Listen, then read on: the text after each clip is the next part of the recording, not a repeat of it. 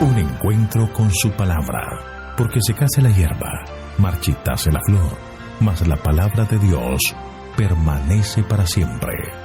Con ustedes, el doctor José Ricardo Arias Quintero.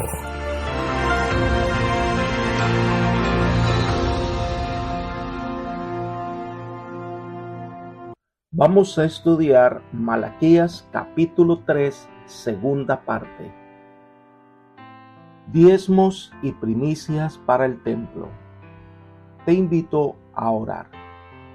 Padre nuestro que estás en el cielo, alabado, glorificado y exaltado sea tu santo nombre.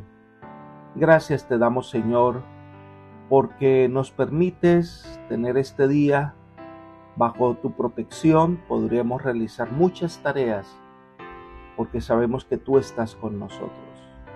Ahora al abrir la Escritura, Señor, solicitamos la bendición de tu Espíritu, la compañía de los santos ángeles, la dirección del poder de lo alto, para que podamos tener sabiduría y entendimiento y poder aplicar estas lecciones a nuestra propia realidad espiritual. Gracias por tus bondades, pues lo pedimos en Jesús. Amén. En la primera sección de Malaquías capítulo 3 estudiamos los versículos 1 al 5 y allí vimos a un Dios que está dispuesto a otorgar grandes bendiciones a su pueblo si éste reconoce sus pecados y cambia su conducta. Dice que Él está dispuesto a venir como un lavador, como un purificador de piedras preciosas, y entonces las ofrendas que se ofrezcan a Él serán grato olor a Jehová. La segunda sección, que son los versículos 6 al 12, describe los diezmos y las ofrendas y las primicias para el templo. Continuemos nuestro estudio del capítulo 3 de Malaquías, ahora los versículos 6 y 7. Porque yo, Jehová, no cambio, por esto, hijos de Jacob, no habéis sido consumidos. Desde los días de vuestros padres os apartáis de mis leyes y no las guardáis. Volveos a mí, y yo me volveré a vosotros. Ha dicho Jehová de los ejércitos. Pero vosotros decís, ¿en qué hemos de volvernos? El Señor rechaza de plano la acusación de que Él pasa por alto el mal. Leemos en Malaquías 2:17. Habéis hecho cansar a Jehová con vuestras palabras y preguntáis, ¿en qué lo hemos cansado? En que decís, cualquiera que hace el mal agrada a Jehová, en los tales se complace. O si no, ¿dónde está el Dios de justicia? Así que el Señor les ha respondido de manera clara que Él no pasa por alto al mal y a los malvados. La santidad de Dios es eternamente constante e invariable, precisamente porque Dios no cambia. Sus propósitos permanecerán eternos para su pueblo. Quizá Él castigue y discipline o corrija a los suyos, pero hace todo esto con el propósito de que sean purificados y sean salvados. Recordemos las palabras de Santiago capítulo 1 versículo 17. Toda buena dádiva y todo don perfecto desciende de lo alto, del Padre de las luces, en el cual no hay mudanza ni sombra de variación. Dios es el mismo hoy y siempre. Entonces el Señor pasa a recordar que aunque ha sido fiel a sus promesas con todo el pueblo de Israel, el pueblo de Israel no ha sido leal con Dios, especialmente en los diezmos y ofrendas. Pero aquí viene el meollo del mensaje del profeta. No es pronunciar juicios sobre los pecadores, sino una exhortación al arrepentimiento y a la confianza a Dios. El Señor le pide a Israel, volveos a mí y yo me volveré a vosotros. Este es un llamado de reconciliación con Dios. El Señor espera que su pueblo se vuelva a Él de corazón, pero el pueblo está tan alejado del propósito de Dios que no reconoce su estado de desviación y entonces desafía nuevamente a Dios. ¿En qué hemos de volvernos? Otra vez el pueblo revela su hipócrita justificación propia al formular este tipo de preguntas a Dios.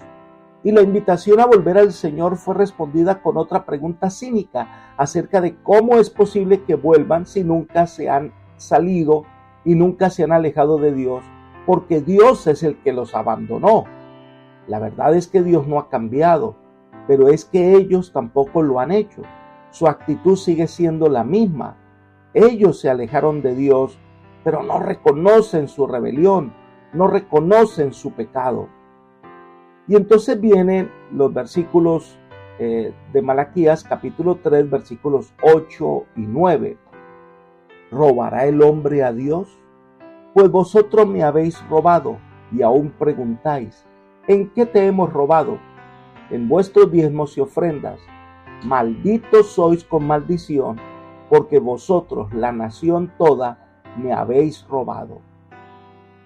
¡Qué lenguaje tan vigoroso!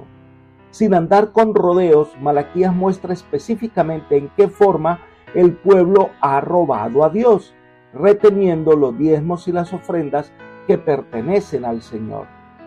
Dios había determinado que el diezmo era de Él. Vayamos a Levítico capítulo 27, versículo 30. El diezmo de la tierra, tanto de la simiente de la tierra como del fruto de los árboles, es de Jehová. Es cosa dedicada a Jehová. Esta porción de nuestras entradas pertenece al Señor, no es nuestro.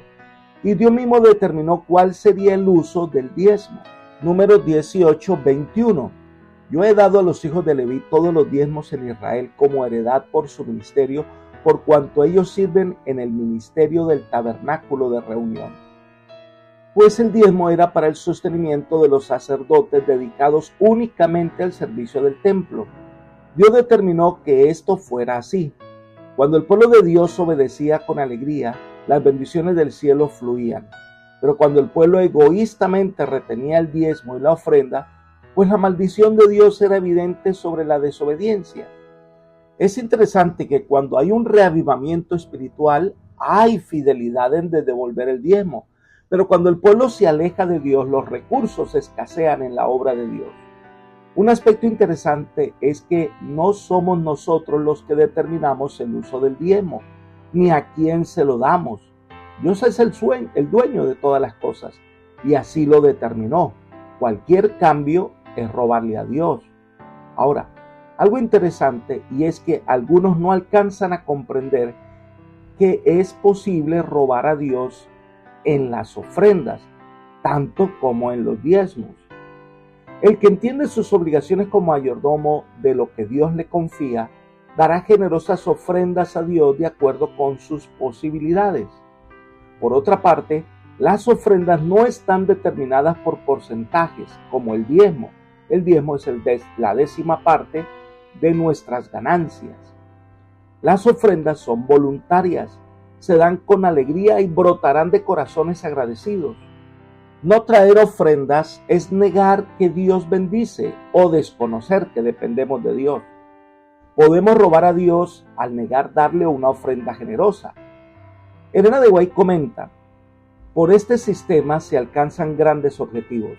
Si todos lo aceptasen, cada uno sería un vigilante y fiel tesorero de Dios y no faltarían recursos para llevar a cabo la gran obra de proclamar el último mensaje de amonestación al mundo. La tesorería estará llena si todos adoptan este sistema y los contribuyentes no serán más pobres por ello. Mediante cada inversión hecha, llegarán a estar más vinculados a la causa de la verdad presente. Estarán atesorando para sí buen fundamento para lo porvenir, a fin de que echen mano a la vida eterna. 1 Timoteo 6:19, y esto lo encontramos en el libro Consejos sobre Mayordomía Cristiana, página 78. Más adelante, Elena de White dice, Dios pide lo que le debéis en diezmos y ofrendas. Pide consagración en cada ramo de su obra. Desempeñad fielmente vuestra parte en el puesto del deber que se os ha asignado. Trabajad fervorosamente recordando que Cristo está a vuestro lado, planeando, proyectando y construyendo para vosotros. Y poderoso es Dios para hacer que abunde en vosotros toda gracia, a fin de que, teniendo siempre en todas las cosas todo lo suficiente, abundéis para toda buena obra. Dad con alegría, gozo y desprendimiento, agradecidos porque podéis hacer algo para promover el reino de Dios en el mundo. Vaciad el corazón de egoísmo y disponed la mente a la actividad cristiana. Si estáis en estrecha relación con Dios, estaréis dispuestos a realizar cualquier sacrificio con tal de colocar la vida eterna al alcance de los que perecen. Libro Consejos sobre Mayordomía Cristiana, página 53. Ahora, si seguimos mirando el texto, el Señor pronuncia una maldición contra este pueblo infiel. Dice, malditos sois con maldición. El contexto inmediato permite inferir que la maldición fue escasez en las cosechas y devastación de los campos. Automáticamente la maldición siguió a la desobediencia, así como la bendición siguió a la obediencia. No hay un terreno neutral. La conducta de un hombre es correcta o incorrecta, y Dios es equitativo en su retribución. En este caso, Él habla de la nación toda, es decir, ya no se refería a ellos como mi pueblo, sino como una nación que estaba robando a Dios. Dios llama la atención de su pueblo por su falta de sinceridad en el servicio, por su falta de honestidad con Él. El menosprecio a la obra de Dios trae consecuencias en la vida, y robarle a Dios puede acarrear nuestra ruina eterna. Elena de White comenta, el gran día revelará ante ellos y todo el universo el bien que habría podido hacerse si ellos no hubiesen seguido sus inclinaciones egoístas, robando así a Dios en los diezmos y las ofrendas. Habrían podido colocar su tesoro en el banco del cielo y preservado en bolsas que no envejecen, pero en lugar de hacerlo, lo gastaron en ellos mismos y en sus hijos, y al parecer temían que el Señor recibiese algo de su dinero o su influencia, y de esta manera acarrearon sobre sí pérdida eterna. Piensen en ellos en el resultado de retener lo que es de Dios. El siervo infiel que no puso a interés el dinero de su Señor pierde una herencia eterna en el reino de gloria. Esto lo encontramos en la Review Angel del 22 de enero del año 1895. Pero algo debemos considerar en las lecciones que debemos tener en cuenta en este pasaje. Dios es nuestro creador y sustentador. Cuando nos negamos a entregarnos a Él, cuando nos negamos a unirnos a su causa, le robamos también. Le robamos el servicio que Él se merece. Estamos usurpando los dones que Él nos da. Elena de White nos amonesta de la siguiente manera. Los que se niegan a colocarse al lado del Señor le roban el servicio que Él demanda. ¿Qué alquiler le están pagando por vivir en su casa en este mundo? Proceden como si hubieran creado el mundo, como si tuvieran derecho a usar como les plazca lo que poseen. Dios toma en cuenta su mal uso de los talentos de origen divino. Manuscrito 50 del año 1901. Todo lo que somos, todo lo que tenemos, todo lo que hemos logrado, se lo debemos al Señor. Por lo tanto, debemos entregarnos a Él de corazón. Sigamos estudiando Malaquías capítulo 3 versículo 10. Traed todos los diezmos al alfolí y haya alimento en mi casa. Probadme ahora en esto, dice Jehová de los ejércitos, a ver si no os abro las ventanas de los cielos y derramo sobre vosotros bendición hasta que sobreabunde. Este es un versículo donde el Señor le dice al pueblo que lo pruebe. Ellos debían devolver el diezmo y la ofrenda que habían retenido y hacer un pacto de fidelidad. Si ellos así lo hacen de corazón, Dios promete abrir las ventanas de los cielos y derramará bendición hasta que sobreabunde. Este tipo de bendición no es solo material, incluye otros aspectos de la vida. Elena de White comenta, tal como lo hizo Abraham, hay que pagar el diezmo de todo lo que se posee y de todo lo que se recibe. Un diezmo dado fielmente es la parte del Señor. Retenerlo es robar a Dios. Cada persona debe llevar con liberalidad los diezmos y las ofrendas a la tesorería del Señor con buena voluntad y con gozo, porque al hacerlo así, recibe una bendición. Es peligroso retener como propia la parte que le pertenece a Dios. Manuscrito 159 del año 1899. Al parecer el pueblo de Israel no traía el diezmo ni la ofrenda completos o justos. El dador de todo tiene derecho a esperar que le demos honradamente el diezmo y también las ofrendas voluntarias.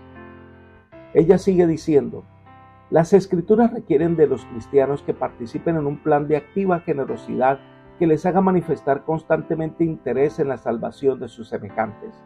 La ley moral ordenaba la observancia del sábado, que no era una carga excepto cuando esa ley era transgredida y los hombres se veían sujetos a las penalidades que entrañaba su violación. Igualmente, el sistema del diezmo no era una carga para aquellos que no se apartaban del plan.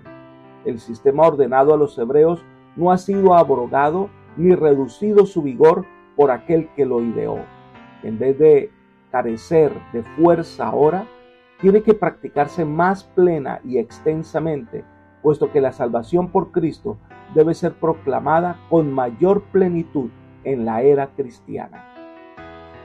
Libro Consejos sobre Mayordomía Cristiana, página 80. Pero las promesas son maravillosas. Dice que abriré las ventanas de los cielos. No solo habrá lluvia en abundancia que quitará todo temor de sequía, sino que a través de esa abertura, por así decirlo, se derramará generosamente la bendición divina. Dios nos desafía a que le probemos. Elena de White comenta: el deber es el deber y debe cumplirse por el hecho de serlo. Pero el Señor tiene compasión de nosotros en nuestra condición caída y acompaña sus órdenes con promesas. Insta a su pueblo a que lo pongan a Él a prueba y declara que recompensará la obediencia con las más ricas bendiciones. Esto lo encontramos en The Southern Watchman del 14 de febrero del año 1905. Sigamos estudiando Malaquías capítulo 3, los versículos 11 y 12. Reprenderé también por vosotros al devorador, y no destruirá el fruto de la tierra, ni vuestra vid en el campo será estéril. Dice Jehová de los ejércitos: todas las naciones os dirán bienaventurados, porque seréis tierra deseable, dice Jehová de los ejércitos. Dios promete prosperidad material a los que son fieles en devolver el diezmo y la ofrenda. Sus cosechas serán protegidas de la langosta, y este pueblo será tan próspero que las naciones de la tierra los considerarán bienaventurados. Serán un testimonio viviente de lo que significa obedecer a Dios y serle fiel. Y entonces Jerusalén y toda Judá se convertirá en una tierra deseable, en una tierra en la que todos quisieran estar. La última sección de este capítulo 3 de Malaquías son los versículos 13 al 18. Dios retribuirá a los que le son fieles. Veamos los versículos 13 al 15. Vuestras palabras contra mí han sido violentas, dice Jehová, y todavía preguntáis: ¿qué hemos hablado contra ti? Habéis dicho: por demás es servir a Dios. ¿Qué aprovechará que guardáramos su ley y que andemos afligidos en presencia de Jehová de los ejércitos? Hemos visto que los soberbios son felices, que los que hacen impiedad no solo prosperan, sino que tientan a Dios y no les pasa nada. Ahora el profeta contrasta aquí las impías murmuraciones del pueblo con la recompensa que recibirán los que son fieles a Dios. Estas son palabras duras dirigidas a Dios. Cuestionan la justicia de Dios. Reclaman a Dios que ellos les han servido de balde, porque ven cómo los impíos prosperan, desafían a Dios y no les pasa nada. Pero ellos, al parecer, padecen dificultades. Pero vez tras vez hemos estudiado que el servicio que ellos le están brindando al Señor es de apariencia, su piedad es hueca e incluso le ofrecen al Señor lo peor y además le roban el diezmo y la ofrenda. Este reclamo demuestra que ellos no quieren reconocer sus faltas, no quieren reconocer su pecado y en vez de humillarse ante Dios, lo culpan por todos los males que han ocurrido, que no son otra cosa sino el resultado de su perversa acción. Sigamos con el versículo 16. Entonces los que temían a Jehová hablaron entre sí. Jehová escuchó y oyó, y fue escrito ante él un memorial de los que temen a Jehová y honran su nombre. Malaquías trae un mensaje de esperanza y consuelo para los que todavía son fieles a Dios. Hay un grupo que contrasta con los quejosos, y estos son los que alaban al Señor, los que son fieles, los que realmente son justos, temen y honran al Señor de corazón y le brindan un servicio sincero y fiel. Y estos que le rinden un servicio de corazón, el profeta los anima a decir que todas las cosas que ellos hagan están escritas en el libro de memorias de Dios. Es decir, aquellos que se esfuerzan por hacer lo correcto, Dios siempre recordará su servicio fiel. Elena de White dice: si todos los cristianos se asociaran y se hablasen unos a otros del amor de Dios y de las preciosas promesas de la redención, su corazón se robustecería y se edificarían mutuamente. Aprendamos diariamente más de nuestro Padre Celestial, obedeciendo una nueva experiencia de su gracia, y entonces desearemos hablar de su amor. Mientras lo hagamos, nuestro propio corazón se enternecerá y reanimará. Si pensáramos y habláramos más del Señor Jesús y menos de nosotros mismos, tendríamos mucho más de su presencia. Libro Camino a Cristo, página 102. Así que existe un libro donde el Señor registra las alabanzas, los servicios prestados por su pueblo. Se lo conoce como el libro de memorias. Elena de White lo explica: la majestad del cielo identifica sus intereses con los de los creyentes. No importa cuán humildes puedan ser sus circunstancias, y donde quiera que tengan el privilegio de congregarse, es apropiado que con frecuencia hablen el uno al otro para que expresen la gratitud y el amor que resultan de pensar en el nombre del Señor. Así será glorificado Dios cuando preste oídos y escuche, y la reunión de los testimonios será considerada como la más preciosa de todas las reuniones, pues las palabras pronunciadas fueron registradas en el libro de memoria. Manuscrito 32 del año 1894. La Biblia también menciona otro libro, como es el libro de la vida, y en Apocalipsis menciona que habían otros libros. Pero esta es una promesa maravillosa del Señor, diciendo que Él no pasa por alto el servicio fiel y sincero de sus hijos. Y llegamos al final de este importante capítulo de Malaquías 3, ahora con los versículos 17 y 18.